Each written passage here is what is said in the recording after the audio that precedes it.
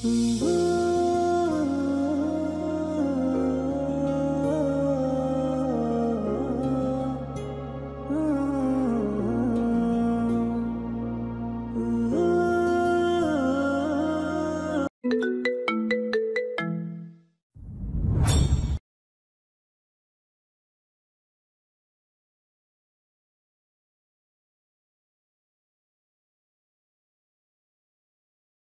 আর সহ্য করতে পারছি না ভাইয়া, প্লিজ আমাকে ছেড়ে দিন, ক্ষমা করে দিন আমাকে, আর কখনো এরকম ভুল হবে না। কথাটা বলে কান্না করে দেয় তানহা। তোকে ছেড়ে দেব? তুই ভাবলি কি করে তোকে আমি ছেড়ে দেব? দাঁতে দাঁত চেপে কথা বলে অধীর। প্লিজ ভাইয়া ছেড়ে দিন আমাকে, প্লিজ। কথাটা শেষ করেই জ্ঞান হারায় তানহা। এত অল্পতে জ্ঞান হারালে কি চলবে নাকি হার্টবিট? তোমাকে তো এর থেকেও বেশি যন্ত্রণা সহ্য করতে হবে। যতটা যন্ত্রণা তুমি আমাকে দিয়েছো তার থেকেও বেশি যন্ত্রণা তোমাকে সহ্য করতে হবে। বলেই ঔষধ আনতে চলে যায় অধীর। শুনছেন, তানহা তো এখনো কলেজ থেকে ফিরলো না। মেয়েটা তো কখনো এরকম দেরি করে না, কলেজ ছুটি হওয়ার সাথে সাথেই বাড়ি ফিরে আসে, কিন্তু আজ এত লেট করছে কেন? আপনি যদি একটু গিয়ে দেখে আসতেন মেয়েটা আসছে কি না। তুমি এত টেনশন করো না অরুণা, দেখবে তোমার মেয়ে একটু পরই বাড়ি ফিরে আসবে। আমার অনেক টেনশন হচ্ছে তানহার আব্বু। মেয়েটাকে অনেকবার কল করেছি, কিন্তু মেয়েটার ফোন বন্ধ দেখাচ্ছে। মেয়েটার আবার কিছু হলো না তো? কী সব অলক্ষণে কথাবার্তা বলছো অরুণা? আমার মেয়ে ঠিক আছে আর ওর কিছু হয়নি, দেখবে কিছুক্ষণ পরই ও বাড়ি চলে আসবে। তাই যেন হয়। কথাটা বলে অরুণা মির্জা চলে যায় রান্নাঘরে। ওনার মেয়ে বাড়ি ফিরেই খেতে চাইবে ওর প্রিয় খাবার বিরিয়ানি। মেয়েটা সকালে বলে গিয়েছিল যেন তিনি বিরিয়ানি রান্না করে রাখেন, ও এসে খাবে। তাই অরুণা বেগমও বিরিয়ানি রান্না করেন। রান্না প্রায় শেষ, অল্প একটু বাকি ছিল। তখন ওনার মনে পড়ে ওনার মেয়ের কথা। মেয়েটা কেন বাড়ি ফিরছে না? প্রতিদিন তো আরও আগেই বাড়ি ফিরে, তাহলে আজ কেন এত দেরি হচ্ছে? তাই উনি চিন্তিত হয়ে ওনার স্বামীকে বলার জন্য যান। অধীর ঔষধ এনে তানহার গালে লাগিয়ে দেয়, তারপর তানহার পায়েও ঔষধ লাগিয়ে দিয়ে হাতটা ব্যান্ডেজ করে দেয়। ঔষধ লাগানো শেষ হলে এক ধ্যানে তানহার দিকে তাকিয়ে থাকে অধীর, আর ভাবতে থাকে আজকের ঘটনা। অধীর আজ তানহাকে প্রপোজ করে কলেজে সবার সামনে, কিন্তু তানহা সবার সামনে থাপ্পড় বসিয়ে দেয় অধীরের গালে। তাই অধীর সেটা সহ্য করতে না পেরে তানহাকে জোর করে কলেজ থেকে নিয়ে আসে ওর বাড়িতে। তারপর তানহাকে একের পর এক টর্চার করে। তানহার গালে একের পর এক থাপ্পড় মারে, মেয়েটার গালে 5 আঙ্গুলের দাগ বসে যায়। এতে ও অধীর শান্ত হয় না, ধারালো ছুরি দিয়ে তানহার পায়ে পোস্ট বসিয়ে দেয়, তারপর সেখানটা জোরে চেপে ধরে। মেয়েটা ব্যথা সহ্য করতে না পেরে অজ্ঞান হয়ে যায়। ভাবনা থেকে বের হয় অধীর। এখনও তানহার দিকে তাকিয়ে আছে অধীর। কিছুক্ষণ পর তানহার গালে হাত বোলায় অধীর। মেয়েটা ফর্সা, গালটা লাল হয়ে আছে, 5 আঙ্গুলের দাগ স্পষ্ট দেখা যাচ্ছে তাতে। কেন যে এই মেয়েটা বুঝতে পারে না অধীর ওকে কতটা ভালোবাসে, ওকে কতটা আপন করে যায়। কেন বুঝতে পারো না কেন? কথাগুলো বলে অধীর তানহার হাতের উপর মাথা রেখে কান্না করতে থাকে। বিকেল 5টা বাজে, তানহা এখনো বাড়ি ফিরেনি। এটা নিয়ে তানহার মা অনেক দুশ্চিন্তা করছেন। তানহার বাবা তখন তানহার মায়ের সাথে কথা শেষে বেরিয়ে গিয়েছিলেন কি একটা জরুরি কেসের কাজে। পুলিশ মানুষের এই এক জ্বালা, যে কোনো সময় যে কোনো জরুরি কেস চলে আসে, আর সেটা সলভ করতে যে কোনো সময় যেতে হয়। মেয়েটার জন্য চিন্তা করতে করতে তানহার মা কি করবেন ভেবে পাচ্ছেন না। তাই তিনি তার স্বামীকে ফোন দেন, কিন্তু ওনার স্বামীও ফোন তুলছিলেন না। অন্যদিকে মেয়েকেও ফোনে পাচ্ছেন না। এত চিন্তা, ওনার প্রেশার লো হয়ে যাচ্ছে।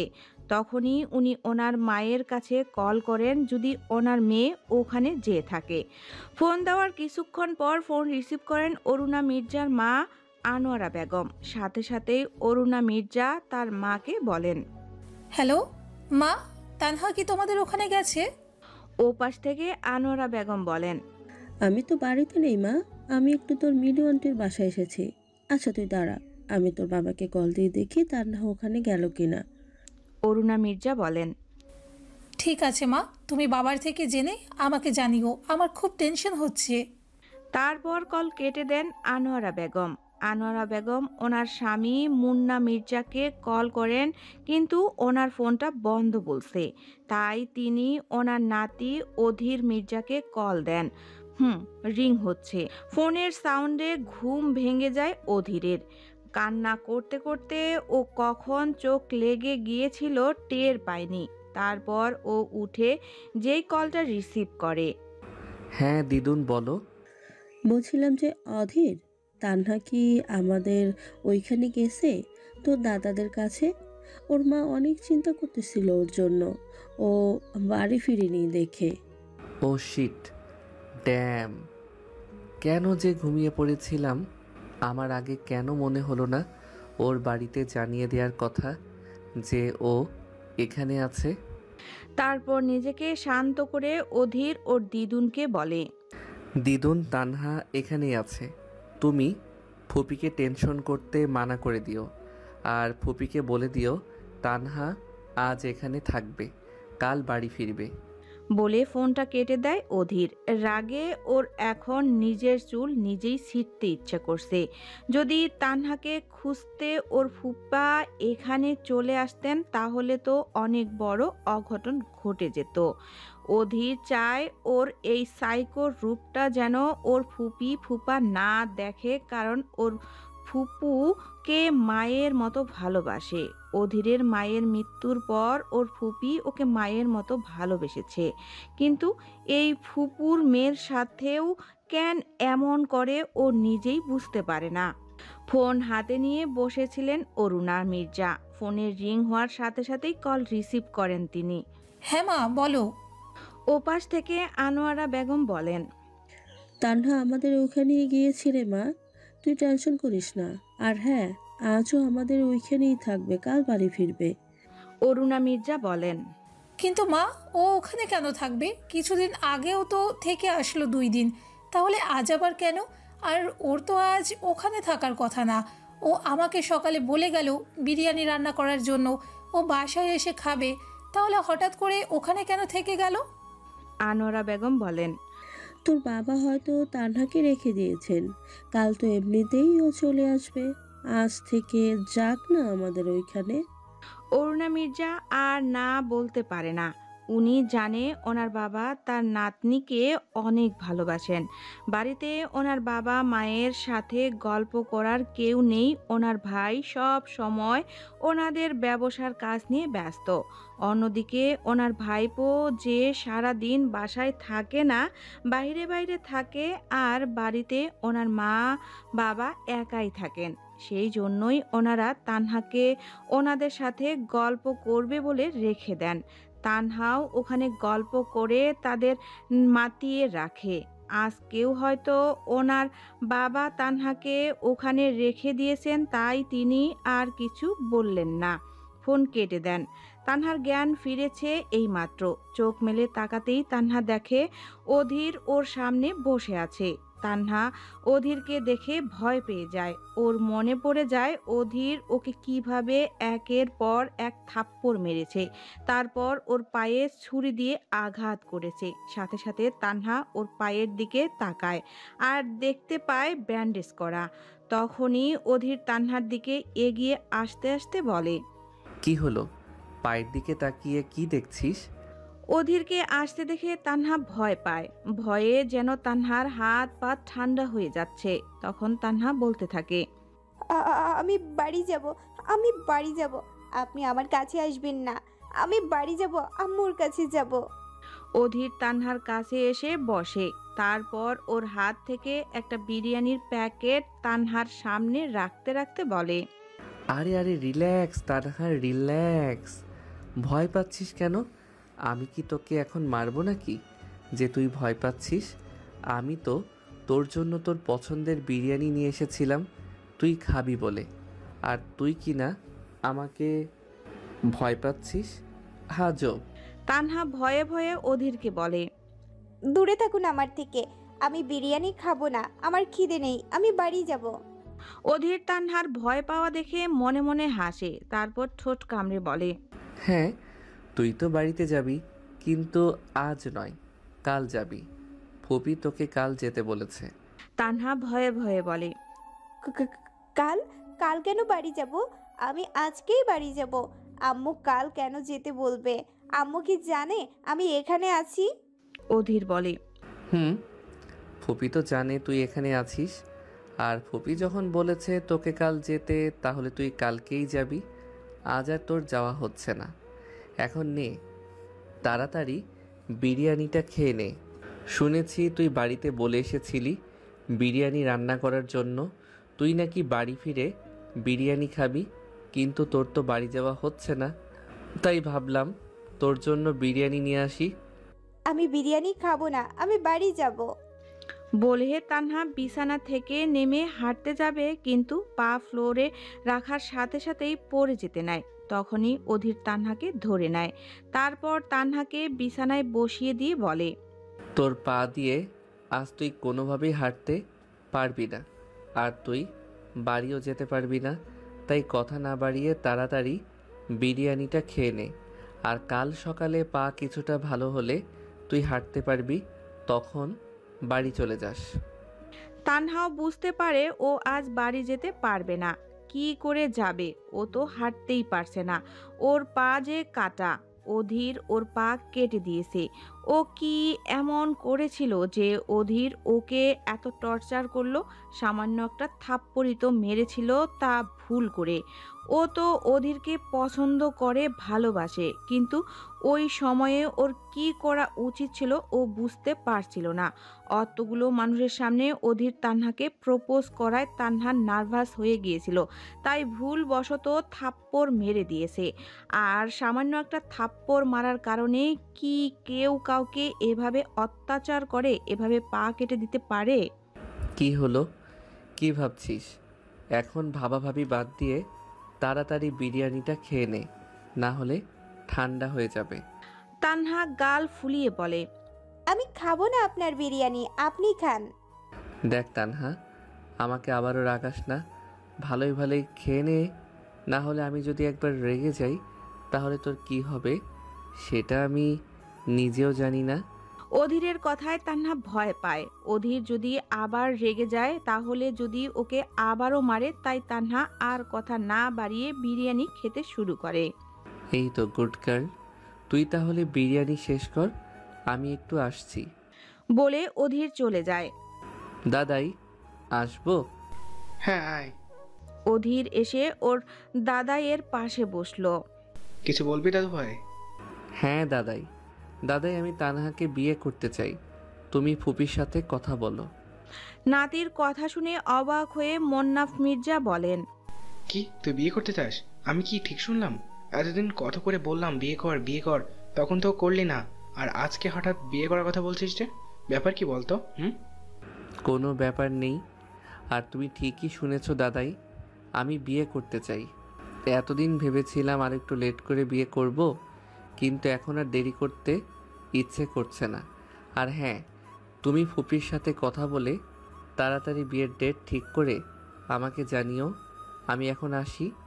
পেছন থেকে মন্নাফ মির্জা অধীরকে ডেকে বলে। শোন দাদু ভাই, একটা কথা বলি। অধীর দাঁড়ায়। দাদাই বলো, কি বলবে? আচ্ছা অধীর, তুই মেয়েটার সাথে এমন আচরণ করিস কেন, একটু বলবি? আমি জানি না দাদাই, আমি কেন এমন করি, কিন্তু আমি তানহাকে অনেক ভালোবাসি। কথাটা বলে সেখান থেকে চলে যায়। রাতে বাড়ি ফিরেন তানহার বাবা মনোয়ার তালুকদার। বাড়ি ফিরেই মেয়েকে খুঁজতে থাকেন তিনি। তানহার মা ওনাকে টেবিলে খাবার বাড়তে বাড়তে বলেন, তানহা ওর নানুর বাসায় গেছে, তাই বাড়ি ফেরেনি। আপনি তাড়াতাড়ি ফ্রেশ হয়ে আসুন, খাবার খাবেন। তানহা হঠাৎ ওর নানুর বাসায় কেন গেল? এই কিছুদিন আগে না থেকে আসলো? আসলে বাবা আজ বাড়িতে একা আছেন তো, তাই ও ওখানে থেকে গেছে। ও আচ্ছা। বলেই মনোয়ার তালুকদার ফ্রেশ হতে চলে যান। সকালে কিছুক্ষণ হলো তানহা বাড়িতে এসেছে, আর এসে থেকেই ওর আম্মু একের পর এক প্রশ্ন করেই যাচ্ছেন ও কাল কেন না বলে ওর নানু বাড়িতে চলে গেল, ও ফোন কেন ধরেনি, ওর ফোন বন্ধ ছিল কেন। আরে আম্মু, আমি এই মাত্র আসলাম, আমাকে একটু রেস্ট তো নিতে দাও, তারপর না হয় বলছি সব কিছুই। আসছে থেকেই প্রশ্ন করেই যাচ্ছ, তো প্রশ্ন করেই যাচ্ছ। আমার জন্য একটু পানি নিয়ে আসো, খুব পানির পিপাসা পেয়েছে। তুই বস, আমি পানি আনছি। এই নে, পানিটা খেয়ে নে। তানহা এক শ্বাসে গ্লাসের সবটুকু পানি শেষ করে। এবার বল সব কিছু। আসলে আম্মু, কলেজ থেকে ফেরার সময় আমার হঠাৎ নানা ভাইকে দেখতে খুব ইচ্ছে করছিল, তাই ওখানে চলে গিয়েছিলাম, আর আমার ফোন বন্ধ হয়ে গেছিল, তাই কল আসেনি। হঠাৎ তানহার আম্মু ওর পায়ের দিকে খেয়াল করে দেখে তানহার পায়ে ব্যান্ডেজ করা। তিনি তানহার পায়ের দিকে তাকিয়ে ব্যস্ত হয়ে পড়েন আর বলেন, তোর পায়ে কি হয়েছে মা? ব্যান্ডেজ কেন? আম্মু, আম্মু শান্ত হও তুমি। আমার পায়ে বেশি কিছু হয়নি, দরজায় লেগে একটু কেটে গেছে আর কি। অধীর ভাইয়া ব্যান্ডেজ করে দিয়েছে। তানহা সত্যিটা আর বলে না ওর আম্মুকে, চায় না আর অধীরের মাঝে ওকে নিয়ে কোনো ঝামেলা হোক। একটু খেয়াল করে চলবি না তুই? সারা দিন ছোটাছুটি না করলে কি তোর হয় না? আম্মু, অসাবধানতাবশত হয়ে গেছে, এখন তুমি আমাকে শুধু বকা দিয়ে যাবে নাকি? আমি কিন্তু এখন কান্না করে দেব বলে দিলাম। একটু বকাও দেওয়া যাবে না ওনাকে, উনি নাকি কান্না করে দেবেন। পাজি মেয়ে কোথাকার। বলে মেয়েকে বুকে জড়িয়ে নেন তিনি।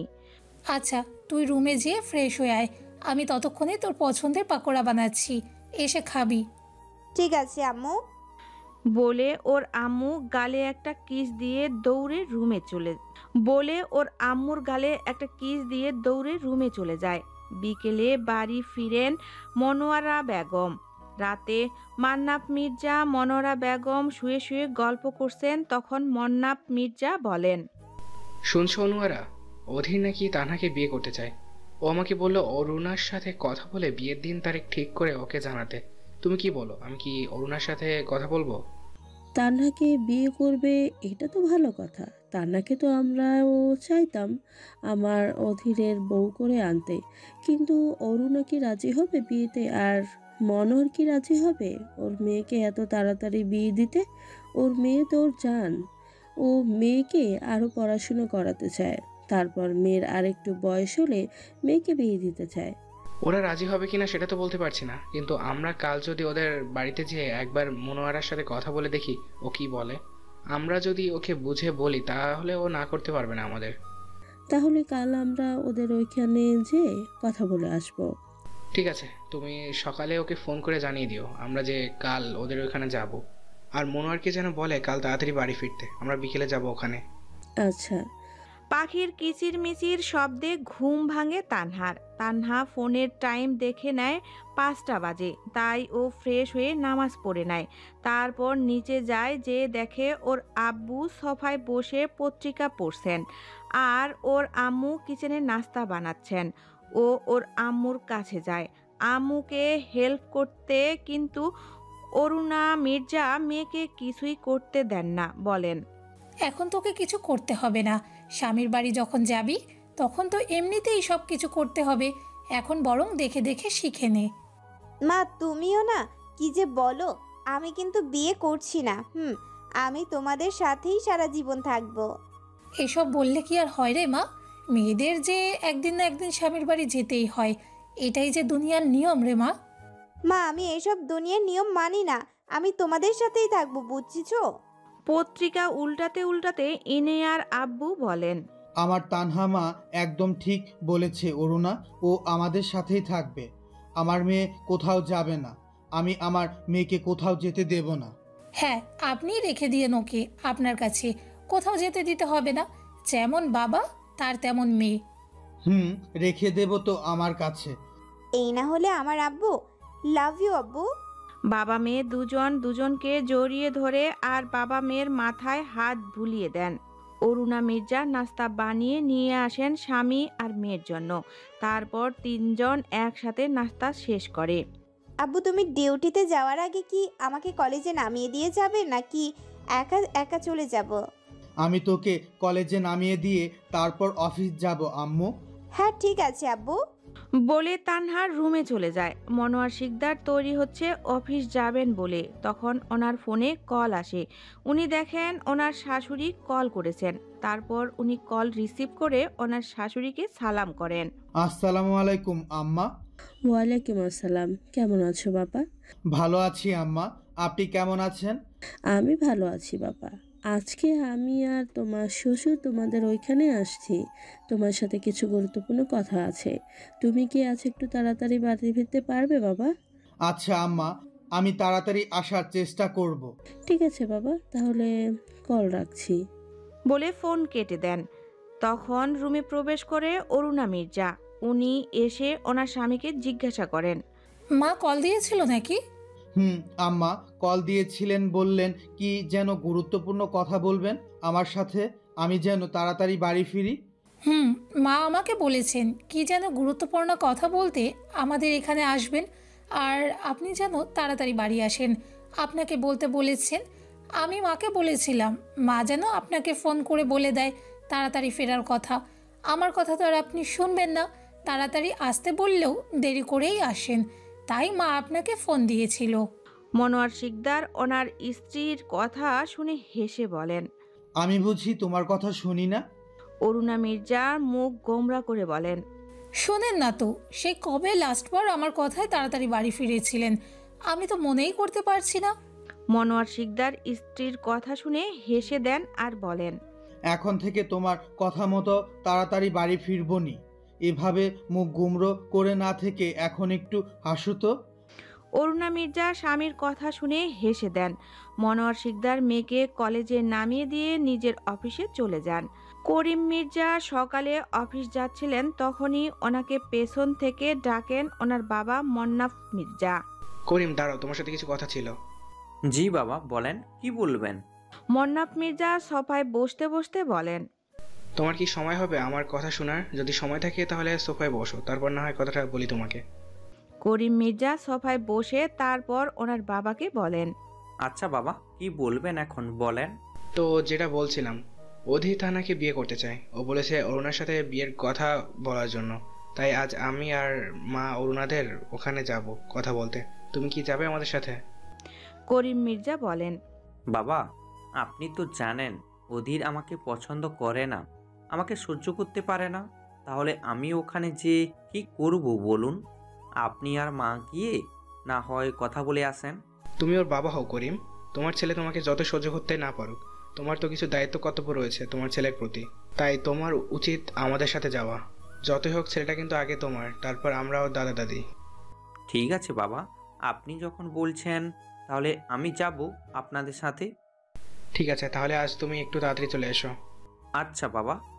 বলে করিম মির্জা বসা থেকে উঠে অফিসে যাওয়ার উদ্দেশ্যে পা বাড়ান। তখন তাকে উদ্দেশ্য করে তার বাবা মন্নাফ মির্জা বলেন, আচ্ছা করিম, তুমি কি খেয়াল করেছো আমাদের সাথে তোমার কতটা দ্রুত বেড়ে গিয়েছে? আমাদের সম্পর্ক তুমি থেকে তুমি আপনিতে চলে গিয়েছে। আর তোমার ছেলের সাথে তো আমার কোনো সম্পর্কই নেই বললেই চলে। তোমরা দুজন একই বাড়িতে থেকেও একবারও দেখা হয় না তোমাদের। তুমি চাইলে কি তোমার ছেলের সাথে সম্পর্কটা আগের মতো করতে পারো না করিম? বাবার কথা শুনে করিম মির্জা দীর্ঘশ্বাস ফেলেন আর বলেন, বাবা, এইসব কিছুর জন্য তো আমি নিজেই দায়ী। আমি যদি ভুলটা না করতাম তাহলে আপনাদের সাথে আমার ছেলের সাথে আমার দূরত্ব বাড়তো না। আমার ছেলেটা আমাকে এভাবে পর করে দিত না। আমি কোন মুখে ওর সামনে দাঁড়াবো বাবা? আমার তো সেই মুখও নেই। আমার কারণেই তো ওর মা আত্মহত্যা করেছে, ওর চাচাকে হারিয়েছে। আমার একটা ভুল আমার সব কিছু শেষ করে দিল। আপনারা আমার বাবা হওয়ায় আমাকে ক্ষমা করে দিয়েছিলেন, কিন্তু আমার ছেলে যে আমার জন্য অল্প বয়সে তার মাকে হারিয়েছে, ও কি আমাকে কখনো ক্ষমা করতে পারবে? আমি তো অনেক চেষ্টা করেছি বাবা, কিন্তু ও তো আমাকে সহ্যই করতে পারে না, আমার সাথে কথাই বলে না। মন্নাফ মির্জা বলেন, তুমি তো আর একটা বার চেষ্টা করতে পারতে করিম, তাহলে হয়তো তোমার ছেলে তোমাকে ক্ষমা করে দিতে পারতো। করিম মির্জা বলেন, ঠিক আছে বাবা, আবারও চেষ্টা করে দেখব। তারপর তিনি অফিসে চলে যান। বিকেলে আনোয়ারা বেগম ও মন্নাফ মির্জা আসেন তানহাদের বাসায়, সাথে করিম মির্জাও এসেছেন। তানহা ওর নানা নানুকে পেয়ে তো অনেক খুশি। ওনারা এসেছেন থেকেই ওনাদের সাথে গল্প জুড়ে দিয়েছে মেয়েটা। এভাবেই সন্ধ্যা হয়ে যায়। সন্ধ্যার পর বাড়ি আসেন মনোয়ার শিকদার। এসে তিনি ওনার শ্বশুর শাশুড়ির সাথে কুশল বিনিময় করে ফ্রেশ হতে চলে যান। তারপর ফ্রেশ হয়ে নিচে এসে সবার সাথে যোগ দেন। সবাই একসাথে চা খেতে খেতে গল্প করছেন। তখন মনোয়ার শিকদার ওনার শাশুড়ির উদ্দেশ্যে বলেন, মা, আপনি কি গুরুত্বপূর্ণ কথা বলবেন বলেছিলেন? তখন আনোয়ারা বেগম বলেন, হ্যাঁ বাবা, তোমার শ্বশুর বলবেন। তখন মন্নাফ মির্জা বলতে শুরু করেন, আসলে বাবা, বলছিলাম যে তানহা তো আমাদের একমাত্র নাতনি, আর তানহাকে আমরা অনেক পছন্দ করি। ও আমাদের সাথে থাকলে আমাদের ঘরকে পুরো মাতিয়ে রাখে, আমাদের একা একা লাগে না। আর আমাদের ঘরে তো কোনো মেয়েও নেই, তাই আমরা চাইছিলাম তানহাকে ওদের সাথে বিয়ে দিয়ে আমাদের নাতনিকে আমাদের সাথে রেখে দিতে। আর আমাদের অধীরও তানহাকে পছন্দ করে।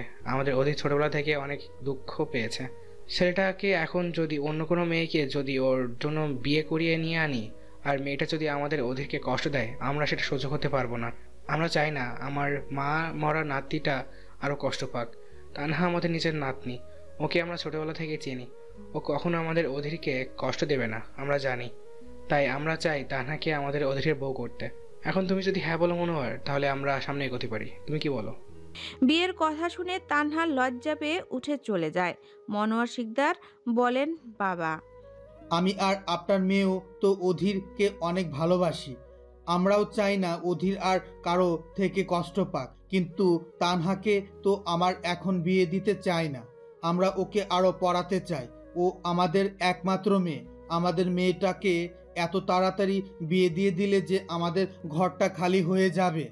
মন্নাফ মির্জা বলেন, তানহা তো বিয়ের পরও পড়তে পারবে মনোহর।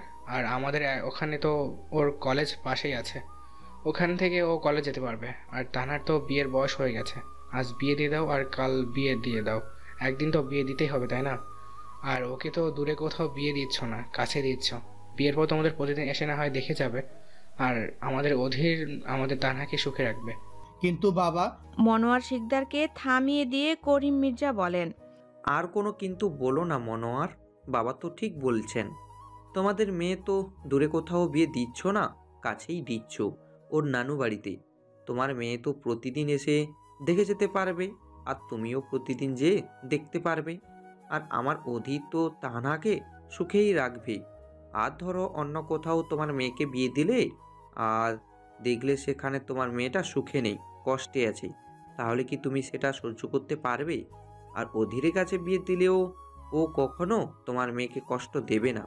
ওকে তো তুমি আর অরুণা ছোটবেলা থেকে চিনো, ও কেমন। তখন অরুণা মির্জা ওনার স্বামীকে বলেন, বাবা মা ভাইজান তো ঠিকই বলেছেন তানহার আব্বু। আমার মেয়ে তো আমাদের কাছাকাছিই থাকবে, আমরা প্রতিদিন যেয়ে ওকে দেখে আসতে পারবো। আর আমার ভাইপো তো কখনো তানহাকে কষ্টও দেবে না, সেটা তো আমরা ভালো করেই জানি। আমরা তো ওকে চিনি ও কেমন। আর আমিও চাই না অন্য কোনো মেয়ের দ্বারা আমার ভাইপো কষ্ট পাক। আমি চাই অধীরের সাথেই তানহার বিয়েটা দিতে। মনোয়ার শিকদার বলেন, ঠিক আছে অরুণা, তুমিও যেহেতু বলছো, তাহলে না হয় অধীর আর আনহার বিয়েটা হোক। কিন্তু তানহারও তো একটা মতামত আছে। ও কি বিয়েতে রাজি হবে? ও যদি বিয়েতে হ্যাঁ বলে তাহলে আমার কোনো আপত্তি নেই। মন্নাফ মির্জা বলেন, তাহলে তরুণা, তুই বরং যে তানহাকে জিজ্ঞেস করে আয় ও এই বিয়েতে রাজি কিনা। তারপর না হয় আমরা বাকি সিদ্ধান্ত নেব। কি বলো তোমরা? অরুণা মির্জা বলেন, ঠিক আছে বাবা, আমি তানহাকে জিজ্ঞাসা করে আসি ওর কি মতামত। তিনি উঠে চলে যায় তানহার রুমে। তানহার রুমে এসে অরুণা মির্জা তানহাকে বলেন, তানহা, তোমার আব্বু আর তোমার নানা নানু অধীরের সাথে তোমার বিয়ে ঠিক করেছেন, তুমি কি রাজি আছো? তানহা একটু লজ্জা পেয়ে যায়, কিন্তু ও এত তাড়াতাড়ি বিয়ে করতে চায় না। ও ওর আব্বুকে ছেড়ে থাকবে কি করে। তাই তানহা ওর আম্মুকে বলে, আম্মু, আমি এত তাড়াতাড়ি বিয়ে করতে চাই না। আমি তোমাদের ছেড়ে থাকতে পারবো না আম্মু। অরুণা মির্জা মেয়ের কথা শুনে মেয়েকে বলেন, মারে, তোকে তো একদিন না একদিন বিয়ে করে শ্বশুরবাড়ি যেতেই হবে, তাই না? আর তোর তো দূরে কোথাও বিয়ে হচ্ছে না, তুই তোর নানু নানা ভাইয়ের সাথেই থাকবি, আর আমরাও তোকে প্রতিদিন যেয়ে দেখে আসব। তোরও যখন ইচ্ছে হবে আমাদের এসে দেখে যেতে পারবি। তুই আর না করিস না মা, বিয়েতে রাজি হয়ে যা। তানহা আর কিছু বলে না, বিয়েতে রাজি হয়ে যায়। তারপর নিচের দিকে তাকিয়ে ওর আম্মুকে বলে, আম্মু তুমি আর আব্বু যেটা ভালো মনে করো সেটাই করো, তোমাদের সিদ্ধান্তই আমার সিদ্ধান্ত। ঠিক আছে মা, আমি তাহলে তোর আব্বু নানা ভাই সবাইকে যে বলি তুই বিয়েতে রাজি। তারপর অরুণা মির্জা চলে যান। নিচে এসে সবাইকে জানিয়ে দেয় তানহা এই বিয়েতে রাজি। তানহা বিয়েতে রাজি শুনে মন্নাফ মির্জা, আনোয়ারা বেগম এবং করিম মির্জা অনেক খুশি হন। তারপর সবাই মিলে বিয়ের ডেট ঠিক করেন আগামী শুক্রবার। রাতের খাওয়া দাওয়া শেষে মন্নাফ মির্জারা নিজেদের বাড়ি চলে আসেন। অধীরকে জানানো হয় সামনের শুক্রবারেই ওর আর তানহার বিয়ের ডেট ঠিক করা হয়েছে। অধীর খুশি হয়ে যায় এ কথা শুনে আর রহস্যময় হাসে। ভাই, ওই জমশেদের শালারে দুনিয়া থেকে সরিয়ে দেই। লাশটা এমনভাবে গুম করে ফেলো কেউ যেন লাশের কোনো অস্তিত্ব খুঁজে না পায়। ঠিক আছে ভাই। বলেই লোকটা চলে যায়। লোকটার রহস্যময় হাসে আর বলতে থাকে, এইভাবে একে একে সবার পতন ঘটবে আমার হাতে। এই লোকটা দেশের সব থেকে বড় বড় মাফিয়াদের একজন, মানে মাফিয়াদের লিডার। সব মাফিয়ার সাথে তার চলাফেরা, আর সবাই তাকে লিডার মানে। এতক্ষণ লোকটা যার সাথে কথা বলছিল সেটা লোকটার অ্যাসিস্ট্যান্ট, ডান হাত বলতে পারেন। তানহা কলেজে এসেছে কিছুক্ষণ হলো। এসেই কলেজের ক্যান্টিনে বসে অপেক্ষা করছে ওর বান্ধবী তাহমিনার জন্য। গতকাল তাহমিনা কলেজে আসেনি, ওর বাসায় কিছু সমস্যা থাকার কারণে।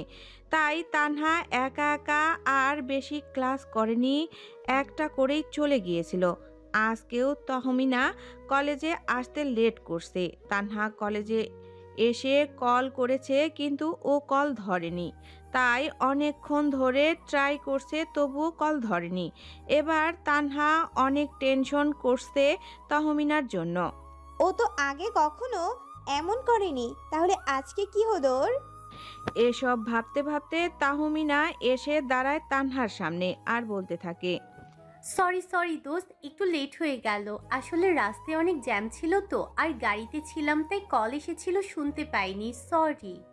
তোর সরি তুই তোর সেই রাগ, লাগবে না আমার তোর সরি। আমার কতটা টেনশন হচ্ছিল জানিস তুই? জানবিও বা কি করে? আমি টেনশন করলে তোর কি? তোর তো কিছুই না।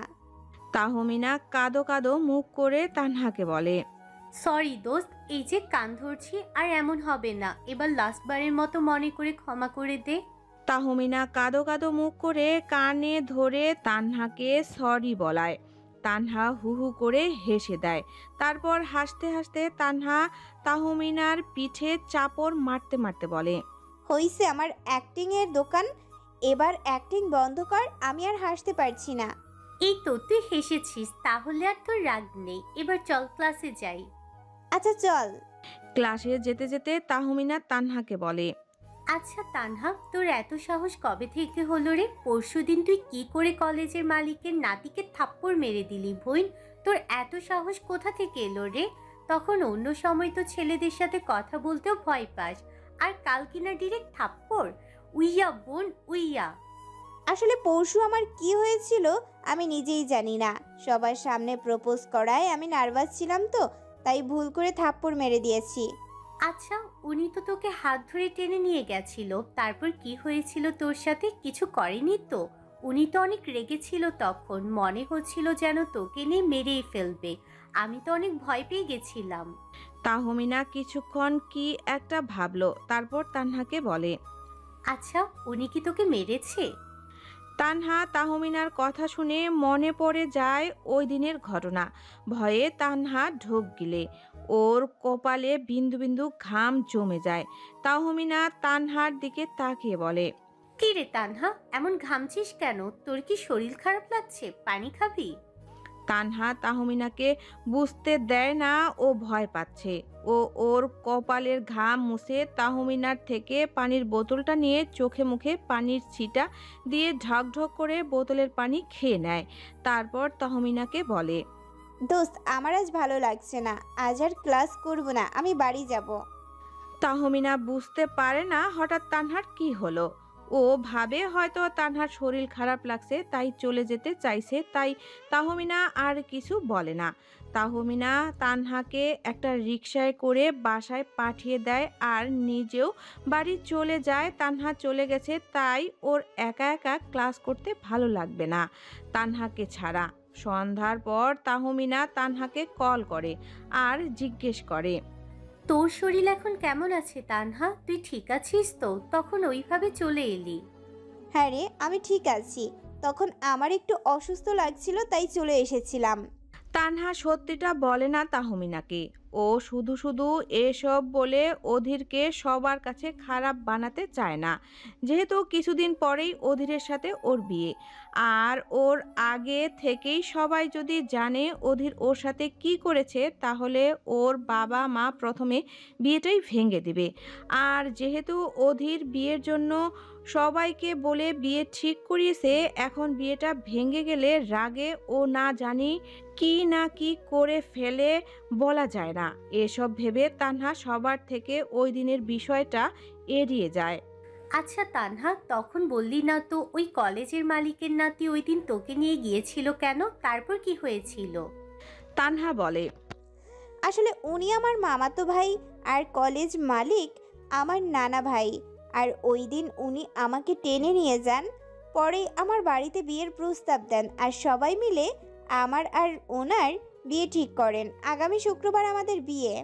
কি কি বলিস তুই? তোর বিয়ে? তাহমিনা যেন আকাশ থেকে পড়ে তানহার কথা শুনে। ঠিক বলছি। আচ্ছা এখন রাখি, কাল কথা হবে দোস্ত। বলে ফোন কেটে দেয়। তাহমিনা যেন এখনো শকে আছে তানহার কথা শুনে। ও হ্যাঁ করে ফোন কানে নিয়ে এক জায়গায় বসে আছে। তখন তাহমিনার বোন আসে ওর রুমে আর এসে তাহমিনাকে বলে, কি রে আপু, কানে ফোন নিয়ে হাঁ করে এমন বসে আছিস কেন? তোমার কথায় তাহমিনার যেন হুঁশ ফিরে আর বলে, না রে, আসলে এমন একটা কথা শুনেছি যে কিছুক্ষণের জন্য অন্য দুনিয়ায় চলে গেছিলাম। হেসে চলে যায় অন্য রুমে। রাত 2টা বাজে। ব্যালকনির দরজার দিয়ে ঠান্ডা বাতাস বয়ে চলছে আর সে বাতাস এসে তানহার শরীরে লাগছে, তাই কিছুটা ঠান্ডা অনুভব করে গুটিসুটি মেরে শুয়ে থাকে। আর কেউ একজন তানহার এমন গুটিসুটি মেরে শুয়ে থাকা দেখে চোখ মেলে তাকিয়ে থাকে। হালকা আলোয় দেখতে থাকে তার মায়াবিনীকে। কেমন বাচ্চাদের মতো শুয়ে আছে তার মায়াবিনী। তানহার মুখের দিকে তাকিয়ে থাকতে থাকতে অধীর ওর তর্জনী আঙ্গুল ছোঁয়ায় তানহার গালে। এইভাবে 2 গালে আঙ্গুল ছোঁয়াতে ওর আঙ্গুল চলে আসে তানহার ঠোঁটে। অধীর তাকিয়ে থাকে তানহার ঠোঁটের দিকে। কি সুন্দর গোলাপি ছোট ছোট ঠোঁট। অধীর যেন হারিয়ে যাচ্ছে তানহার গোলাপি কোমল ঠোঁটে। নেশা ধরিয়ে দিচ্ছে অধীরের। অধীরকে কাছে টানছে ওই ঠোঁট দুটো। অধীরের ইচ্ছে করছে এক্ষুনি তানহার ঠোঁটে নিজের ঠোঁট ছুঁয়ে দিতে। অধীর আস্তে আস্তে এগিয়ে যায় তানহার ঠোঁটের দিকে। তখনই তানহা নড়ে ওঠে, অন্য পাশে ফিরে যায়। অধীর নিজের হুঁশে আসে। ও ভাবে এখন ও কি করতে যাচ্ছিল। ও কি ঘুমের মধ্যে তানহার সুযোগ নিবে নাকি? ও কি কাপুরুষ নাকি? ওর ইচ্ছে করছিল তানহাকে এক নজর দেখার জন্য, তাই তো ও চলে এসেছে তানহাকে দেখতে। কিন্তু এখন ও কি করতে চাচ্ছিল এটা ভেবে ওর নিজের প্রতি রাগ হচ্ছে। ইচ্ছে করছে নিজের চুল নিজেই ছিঁড়ে ফেলতে। রাগে কপালের রগ বের হয়ে যায় অধীরের। সারা শরীর কাঁপতে থাকে। তারপর নিজের রাগকে কিছুটা কন্ট্রোল করে তানহার গায়ে একটা চাদর জড়িয়ে দিয়ে ও চলে আসে। স্যার, আমরা জানতে পেরেছি আপনার বাবাকে রায়ান মেরেছে, কিন্তু আপনার বাবার লাশ খুঁজে পাইনি এখনো। আর আপনাদের ফ্যাক্টরিতে রায়ানের লোকেরাই আগুন লাগিয়ে দিয়েছিল। ফ্যাক্টরির সমস্ত মালামাল সব পুড়ে গিয়েছে। রায়ান রায়ান রায়ান, এই নাম আমি আর শুনতে পারছি না। কে এই রায়ানের বাচ্চা যে আমার কাছ থেকে আমার বাবাকে কেড়ে নিয়েছে? আমার বাবার সাথে ওর কিসের শত্রুতা ছিল? স্যার, রায়ান হলো মাফিয়াদের লিডার। সব বড় বড় মাফিয়াদের সাথে ওর চলাফেরা, ওরা সবাই ওর হাতের মুঠোয় থাকে, কিন্তু আজ পর্যন্ত কেউ রায়ানের চেহারা দেখেনি। ও সব সময় মুখে একটা মাস্ক পরে থাকে, আর কেউ যদি একবার ওর শত্রু হয়ে যায়, ওকে না মারা পর্যন্ত রায়ান শান্তি পায় না। আপনার বাবার রায়ানের সাথে কি শত্রুতা ছিল সেটা আমরা জানি না, কিন্তু কিছুদিন আগে আপনার বাবা একটা কোম্পানির সাথে 2 নাম্বারই করেছিলেন। শুনেছি ওই কোম্পানির সাথে নাকি আপনাদের পুরনো কিছু শত্রুতা ছিল। তারপর ওই কোম্পানির এমডি আপনার বাবাকে হুমকি দিয়েছিল ওনাকে দেখে নেবে। আপাতত আমরা শুধু এটা জানতে পেরেছি। কোন কোম্পানি? নাম কি কোম্পানির? Mirza group of industry company. তাহলে তোরা যা আর ওই কোম্পানির এমডিকে ধরে নিয়ে আয়, তারপর দেখবো রায়ানের সাথে ওই কোম্পানির কোনো সম্পর্ক আছে কি না। যদি কোনো সম্পর্ক থাকে তাহলে অবশ্যই রায়ান আসবে ওকে বাঁচাতে। সেই সুযোগে আমি রায়ানের বাচ্চাকে মেরে ফেলবো।